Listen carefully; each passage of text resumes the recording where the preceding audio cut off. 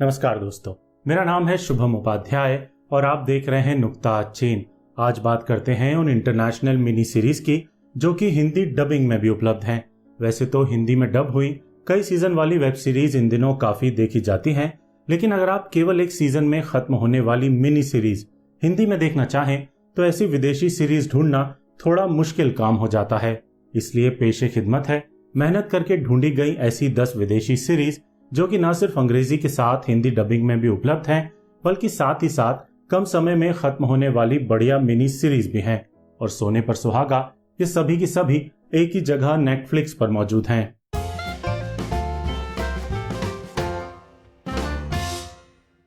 पहले नंबर पर है स्पाई। 2019 में रिलीज हुई ये एक इजरायली एस्पेनॉज थ्रिलर है जिसमें कुल 6 एपिसोड हैं। इसकी कहानी एली कोहन नाम के रियल लाइफ स्पाई के बारे में है जो कि इजराइल की खुफिया एजेंसी मोसाद का अब तक का सबसे बड़ा जासूस माना जाता है।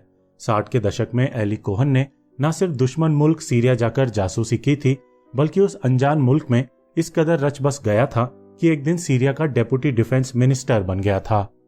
ऐसी ही अविश्वसनीय कहानी को ये मिनी सीरीज कुशलता से दिखाती है और बेहतरीन पीरियड सेटिंग और उम्दा निर्देशन की टेक लेकर एली कोहन के रोल में सच्चा बैरन कोहन अपनी ब्रिलियंट एक्टिंग से गजब का असर पैदा करते हैं।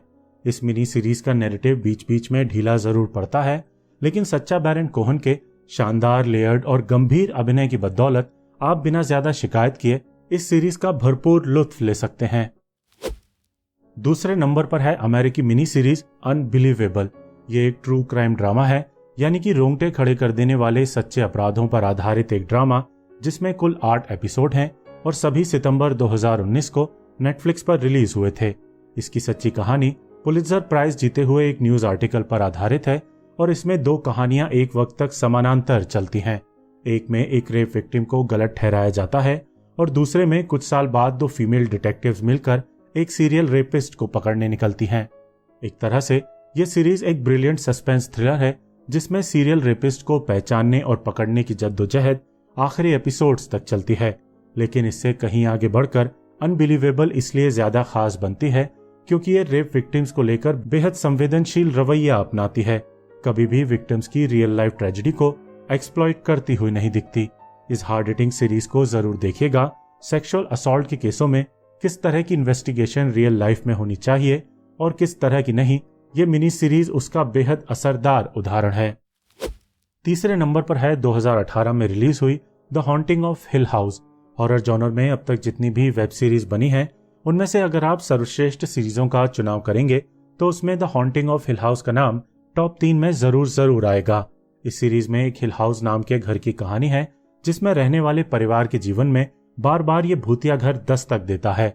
10 एपिसोड की ये slow burning series family drama की टेक लेकर न सिर्फ जमकर डराती है, बल्कि कई सारे अनोखे ट्विस्ट और उम्दा कैरेक्टर डेवलपमेंट के सहारे एक बेहद शानदार हॉरर सिनेमा हमारी नजर करती है।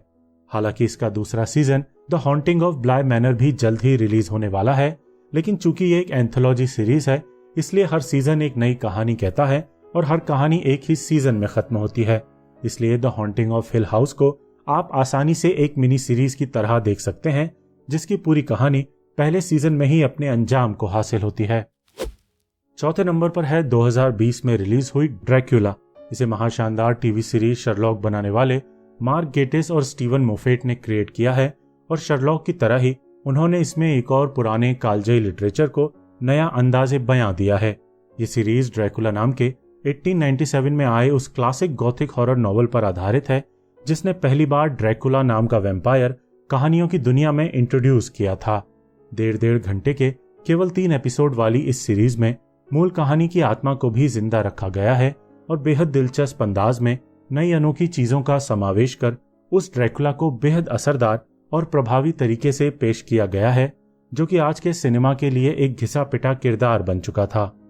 अगर आपको बेनेडिक्ट कम्बरबैच की शर्लॉक बेहद पसंद आई थी तो मानकर चलिए कि ये सीरीज भी आपको जरूर पसंद आएगी और शर्लॉक की राइटिंग और ड्रैकुला की राइटिंग में भी अवश्य समानताएं दिखेंगी। ये सीरीज अपने अंतिम तीसरे हिस्से में कुछ कमजोर जरूर पड़ती है, लेकिन फिर भी संपूर्णता में इतनी ज्यादा इंटरेस्टिंग और कल्पनाशील है कि इसे हर हाल में देखा ही जाना चाहिए। बस इतना ध्यान रहे कि 18+ दर्शकों के लिए है और काफी सारा खून खराबा दिखाने वाली सीरीज भी है। 5वें नंबर पर है लव डेथ एंड रोबोट्स।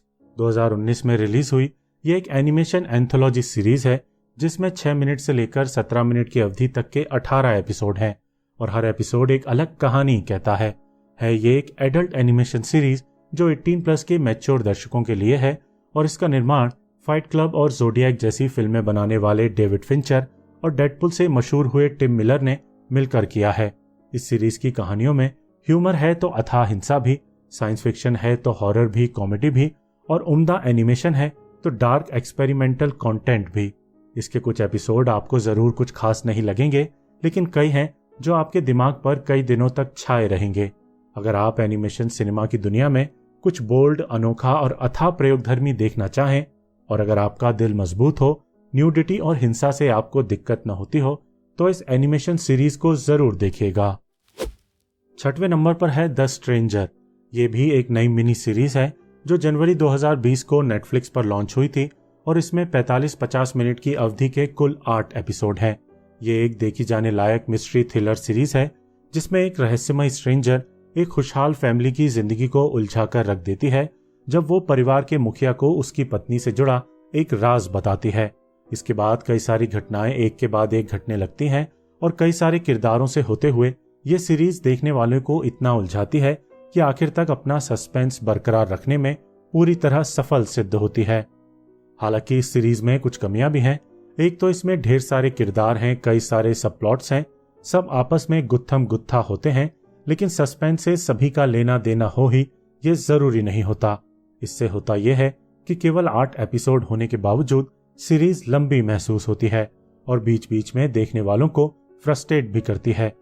लेकिन इसका सस्पेंस इतने अच्छे से खोला जाता है कि तमाम कमियों और बेवजह उलझी होने के बावजूद द स्ट्रेंजर शर्तिया एक बिंज वर्दी मिनी सीरीज साबित होती है।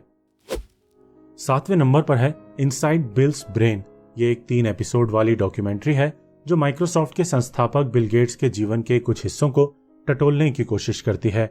उनकी आज की मिलिंडा गेट्स फाउंडेशन से जुड़ी जिंदगी से शुरू कर यह सीरीज बिल गेट्स के शुरुआती दिनों में आती जाती है और उनसे तथा उनके कई रिश्तेदारों, दोस्तों और सह कर्मचारियों से बातचीत कर बिल गेट्स नाम के जीनियस की जिंदगी का एक खाका खींचने की कोशिश करती है। ये ध्यान देने वाली बात है कि एक तरफ जहां एप्पल के करिश्माई और विवादास्पद फाउंडर स्टीव जॉब्स पर कई सारी फिल्में और डॉक्यूमेंट्रीज बन चुकी हैं, वहीं सरल सहज सार्वजनिक जीवन जीने वाले बिल गेट्स के जीवन पर अब तक बेहद कम फिल्में और डॉक्यूमेंट्रीज बनी हैं। इसीलिए नेटफ्लिक्स की 2019 में आई ये डॉक्यूमेंट्री एक देखा समझा जाने वाला दस्तावेज है जो एक जीनियस दिमाग को पास से जानने का दुर्लभ मौका देता है। 8वें नंबर पर है मसीहा। कुल 10 एपिसोड की अमेरिकी सीरीज जनवरी 2020 में नेटफ्लिक्स पर रिलीज हुई थी और शुरुआत से ही विवादों में घिरी रही है। इसकी कहानी एक रहस्यमय शख्स के इर्द गिर्द घूमती है जिसे उसके अनुयायी आज का ईसा यानी कि जीसस मानने लगते हैं। इस सीरीज में धर्म, आस्था और राजनीति के माध्यम से इमिग्रेशन जैसी कई वैश्विक समस्याओं पर बात की गई है और सीरीज को थ्रिलर का रूप देकर सीरिया और इजराइल होते हुए अमेरिका लाया गया है। ये एक देखी जाने लायक सीरीज है जिसमें कुछ बेवजह के सब प्लॉट्स हैं, बेवजह के साइड कैरेक्टर्स हैं, मेलोड्रामा है और 10 एपिसोड की लंबाई जरूरत से थोड़ी ज्यादा लंबी होकर फ्रस्ट्रेट भी करती है।